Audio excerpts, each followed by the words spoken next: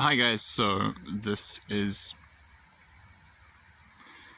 another video about a recent prophetic dream I have had about the future of New Zealand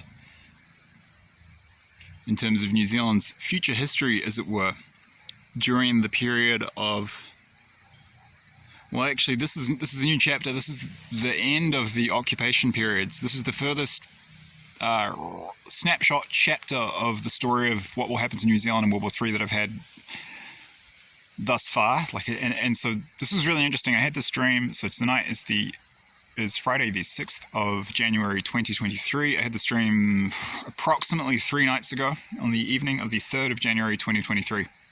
So I will crack straight into it. There's a bit to unpack here, so just bear with me as I go through it, but this is very interesting. It's interesting to see a new chapter. So the dream opened and I was standing in a somewhat alternate reality version of Wellington City. I was standing on the, what was it? Oh, it was about 2/3 of the way down the main runway of Wellington Airport towards the north. So near the kind of main terminal buildings. It looked a little different in the dream, and the orientation was different. Like the runway was in a different, it faced a different direction. In reality, it faces kind of north to south. In the dream, it was more like east-west. But it was clearly Wellington Airport, and I was a soldier. I was a New Zealand soldier, and it was me. I was me, and I was a New Zealand soldier, and I had an assault rifle, and I was in New Zealand Army gear, and I was a infantryman in the New Zealand Army. And there was about 50 other guys, and I was in my platoon. Do we have platoons in the New Zealand Army? I should know this. I have 2 friends who are one ex-friend, one known both of these guys since I was literally in kindergarten. They're both majors in the New Zealand Army, so I should know this. One's kind of narcissistic, which is the story of New Zealand, and the other one's a Christian like me. So very, very polarized place. But yeah, anyway, whatever the group was. So I was sitting there with my guys, and you could feel the sense of camaraderie, and there were these huge you can't see my hand because it's dark, it's night, but there were these huge military transport planes coming in. They were American, they were like C-130s, and I'm not sure, and they were taking us to Asia, and we were island hopping, and we were getting Holy Spirit chills all over my body. No, just on my upper neck now. It's confirmation. And we were island hopping, so it was just like World War II, and I could see the C-130s coming in, and then the infantry guys getting on, and then we were heading off to islands in the Pacific, and we were joining with Australian troops and American troops, and we were clearing islands of the Axis and Chinese forces. So this is far into the future in World War III. This was post-liberation of New Zealand by the United States. I've actually had some kind of open-air visions, like only time I've had this, of the liberation of New Zealand by the United States in the latter stages of World War III. It's actually super emotional. You can see these like waves of fighter jets coming in off the Pacific, and the occupiers freaking out. So that's really hopeful.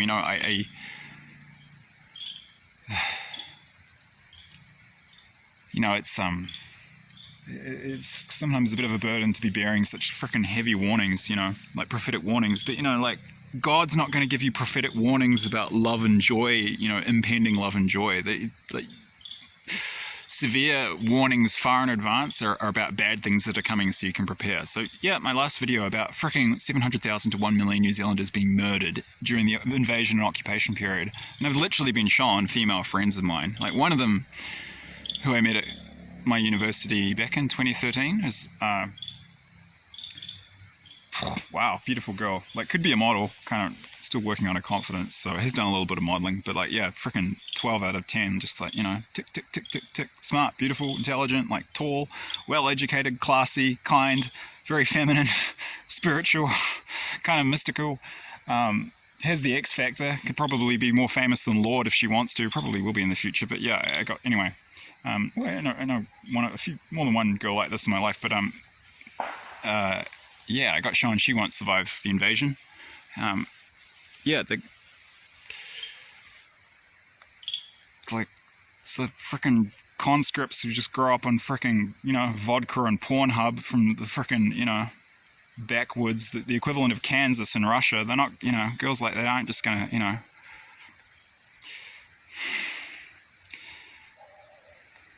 they're going to get raped, and then they're going to get killed. And Sean, that's going to happen to my friend unless she leaves. Trying to not to give it away who this person is, but and others. I have a really nice professor friend in the US who I met in 2006. Really lovely, sweet girl. Very just best of the American energy.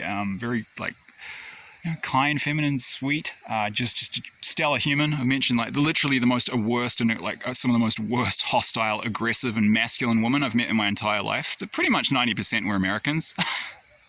Don't want to go off on too much of a tangent here, but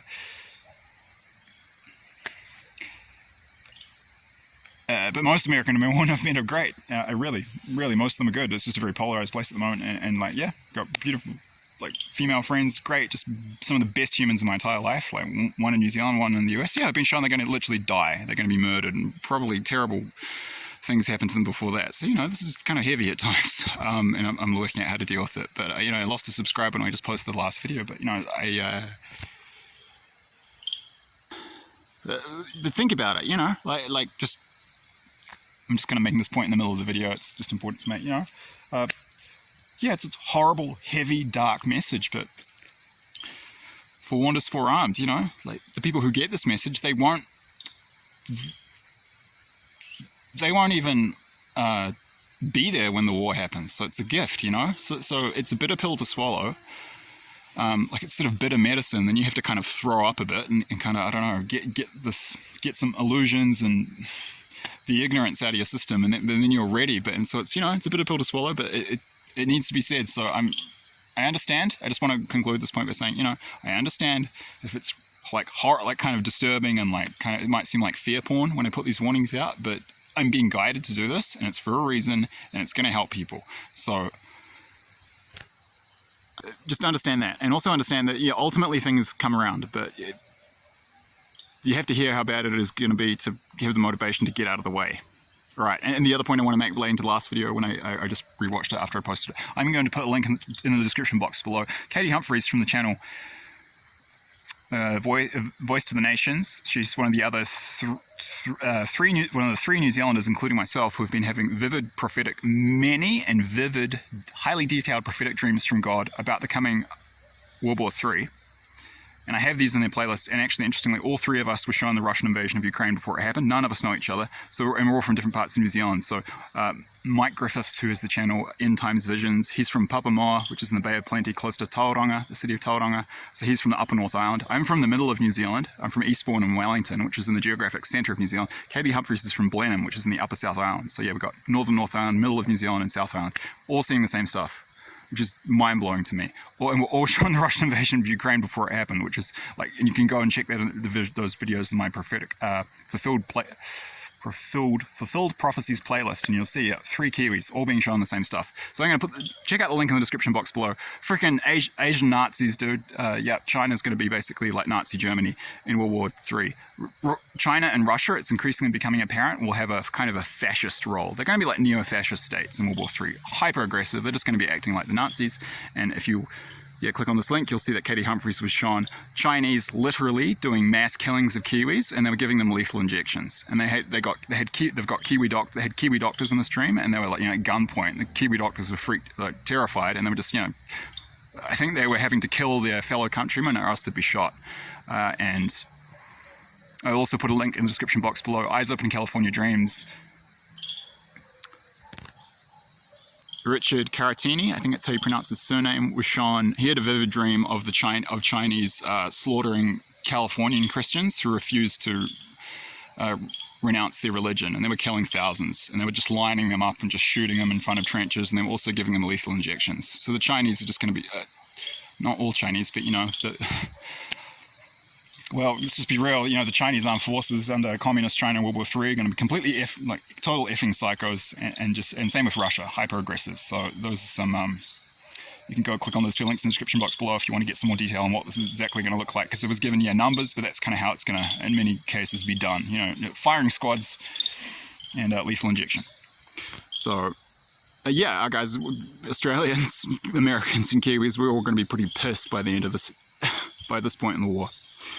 So I did need to throw those points in, but back to finish off the rest of the stream. I'll keep this under 15 minutes. Yeah, so I could see the C-130s coming in. In reality, I don't know if there may have been somewhat symbolic. I don't know if the American military uses C-130s to transport troops that distances that long. I think they might use ships, but maybe the islands were closer. Anyway, and then I could see the thumbnail image for this video. I've got a photo from World War II of the Pacific Theater of American GIs hitting the beach. And this is really interesting. What God was impressing upon me at this point is that there will be a cyclical kind of dynamic between World War II and World War III. And essentially China will be playing the role of Japan in the Pacific Theater in World War III. And yeah, I could see we were hitting the beaches in these islands, getting chills again, and they were also invading mainland China. So presumably Australia. I assume it's safe to assume that Australia had been liberated by this point at this point in the war by the United States too, and we're effing pissed. Imagine 20% of New Zealand's population murdered, probably a lot higher in the US, probably at least, probably 50 to 100 million civilians dead. And then Australia, we can safely assume similar numbers. 20% of Australia's population and a population of 26 million would be, like what, 5 to 6 million people. So let's say, for example's sake, 20% population of in New Zealand, US and Australia murdered. Your frickin' daughters and mums and sisters hauled back and raped to death in China and Russia. Firing squads, friends and family murdered. By this point, a lot of the people are just like, I don't care. I just want payback. I've been through this in my own life. You lose everything, and then people are like doing horrendous stuff to you, and not only they're doing it, they enjoy it. You don't care. You just want your chance to not revenge, just justice. But a lot of them are going to. Hoyt Sigmund, I'll put this link in the description box below, in his dream where he was shown American Marines hitting the beach in Sochi in the Black Sea. Man, they were just killing everything that moved. He said they looked really angry, and you would be after all the big cities in your country have been nuked. And 60 million, 20% population of US, Australia, New Zealand would be roughly 65 million Americans, civilians dead, about 5 to 6 million Australians dead, 1 million Kiwis dead. Yeah, I'm going to be pissed. So. Yeah, so they were island hopping and they were hitting the beaches on these islands, and I could see, I saw the C-130s taking off, and then I saw them landing on these islands, and then I was getting off with my fellow Kiwi soldiers in the New Zealand Army, and pretty much as soon as we got off, we were almost as soon as we got off the plane, we were into the fighting. Like we were into heavy combat and firefights. You could see our guys laying down suppressing fire with heavy machine guns as the infantry moved around, like flanking enemy forces within 1 to 2 kilometers, like 1 to 1.5 miles of the airfields. And the symbolism the Holy Spirit was using too was very interesting. God was showing me God was using via the Holy Spirit. When we landed, and it was Pacific Islands.